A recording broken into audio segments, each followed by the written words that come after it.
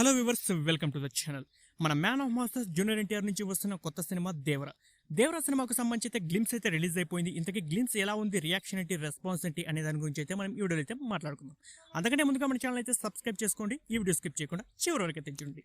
Devara glimpse గురించి మనం ఒకసారి మాట్లాడుకుంటే, దేవరా గ్లిమ్స్ వన్ వర్డ్లో చెప్పాలంటే స్పీచ్లెస్, గూస్ బంప్స్ అంతే, ఆ రేంజ్లో ఉందన్నమాట. సో అదిరిపోయింది దేవరా గ్లిమ్స్ చూస్తుంటే కనుక.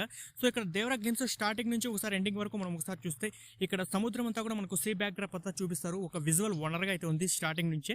సో ఇక్కడ బోట్స్లో అయితే విలన్స్ అయితే వెళ్తూ ఉంటారు. తర్వాత అయితే ఒక సముద్రపు ఒడ్డు దగ్గరికి అయితే వెళ్ళగానే అక్కడ ఒక షిప్ దగ్గర ఏదో కొంచెం వాళ్ళు దొంగతనం అయితే చేస్తారనమాట. సో అక్కడైతే మన ఎన్టీఆర్ ఎంట్రీ అయితే ఉంటుంది. సో ఎన్టీఆర్ ఎంట్రీతోనే మనకైతే ఇక్కడ యాక్షన్ ఫైట్ అయితే ఉంటుంది. ఇక్కడైతే ఎన్టీఆర్ కత్తులతో అయితే వేట అనమాట, పులివేట ఉంటుంది కదా, ఆ రేంజ్లో ఎత్తు ఉంటుంది అనమాట. ఇక్కడ కొన్ని షార్ట్స్ అయితే ఎక్సలెంట్గా అయితే ఉన్నాయి. మెయిన్గా చెప్పుకోవాలంటే ఇక్కడ ఎన్టీఆర్ విలన్స్ని అయితే కత్తి పట్టుకొని ఇట్లా పైకి ఇట్లా విసురుతాడనమాట కత్తి. సో ఆ కత్తికి బ్లడ్ ఇట్లా పైకి లేస్తుంది. ఆ పైకి లేసిన దాని వెంటనే ఇక్కడ అర్ధచంద్రుడు అయితే ఉంటాడు ఆకాశంలో. ఆ అర్ధచంద్రుడు వచ్చి ఫుల్ మూన్గా అయితే మారిపోతుంది. సో ఇదైతే షార్ట్ ఆఫ్ ద ఇయర్ అని అయితే చెప్పొచ్చు, ఇయర్లో వస్తుంది కాబట్టి సినిమా. సో ఎక్సలెంట్గా అయితే ఉంది ఈ షార్ట్.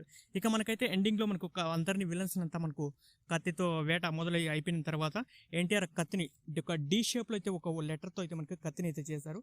ఆ కత్తిని పట్టుకుని సముద్రంకి వెళ్ళి కడుగుతాడు అనమాట. సముద్రం మొత్తం కూడా ఎర్రగా ఉంటుంది, రక్తంతో అంతా నిండిపోయి ఉంటుంది.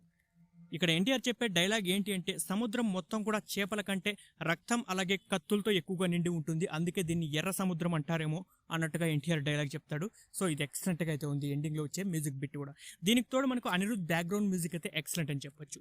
ఎందుకంటే ఇంగ్లీష్ లిరిక్స్తో అయితే మనకైతే ఒక ట్యూన్ అయితే ఇచ్చాడు అనిరుద్ధ్. సో ఇంత మొత్తం కూడా మనము సముద్రాన్ని టచ్ చేయలేము, ఇలా మొత్తం కూడా మనకు లిరిక్స్ అయితే ఎక్సలెంట్గా అయితే ఉన్నాయి. ఎండింగ్నే మనకు ఆల్ హెయిల్ ద టైగర్ అంటూ చెప్పే ఒక లిరిక్ అయితే ఎక్సలెంట్గా ఉంది. ఎన్టీఆర్కి అయితే పర్ఫెక్ట్గా సెట్ అయిపోయింది అని చెప్పొచ్చు. సో ఓవరాల్గా అయితే మనకైతే గ్లిమ్స్ అయితే అదిరిపోయింది. సో మనకైతే బిగ్ స్క్రీన్ పైన చూస్తే ఇంకా విజువల్గా అయితే ఎక్స్ట్రాడినరీగా అయితే ఉంటుంది. సో మీరైతే ఇక సంక్రాంతి రిలీజ్ అయ్యే సినిమాలకైతే ఈ గ్లిమ్స్ని అయితే అటాచ్ చేస్తారనమాట. ఒకసారి మీకు బిగ్ స్క్రీన్ పైన చూడండి. సో మీరైతే అదర్హో అని రెస్పాన్స్ అయితే భారీగానే తీస్తారనమాట. సో ఇది దేవరా గ్లిమ్స్ అయితే రియాక్షన్. సో ఓవరాల్గా మనకైతే గ్లిమ్స్ అయితే అదిరిపోయింది. ఏప్రిల్ 5న సినిమా రిలీజ్ కాబోతోంది. So get ready. మరిన్ని అప్డేట్స్ అయితే మనకి కమింగ్ డేస్లో వస్తూనే ఉంటాయి ఇంకా దేవరాకి. సో ఎందుకంటే ఇంకా 3 నెలలు మాత్రమే ఉంది సినిమా రిలీజ్కి. So get ready. ఇలాగే మరిన్ని అప్డేట్స్ కోసం మన ఛానల్ అయితే సబ్స్క్రైబ్ చేసుకోండి. Thanks for watching.